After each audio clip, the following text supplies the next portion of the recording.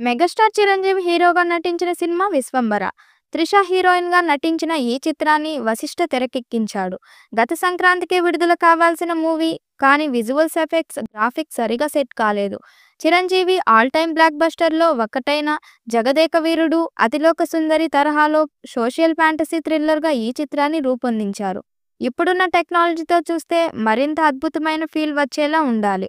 But 'Vishwambhara' teaser చూసి fans భయపడ్డారు. Bad feedback వచ్చింది. దీంతో మరోసారి ఆ వర్క్‌ను చేస్తున్నారు. ఈ కారణంగా రిలీజ్ డేట్‌పై క్లారిటీ లేకుండా పోయింది.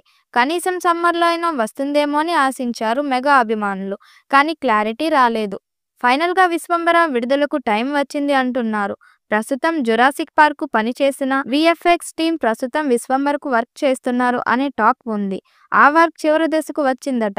అందుకే రిలీజ్ డేట్ విషయంలో ఓ క్లారిటీకి రావాలనుకుంటున్నారు. సమ్మర్ మొత్తం దాదాపు ప్యాక్ అయి ఉంది.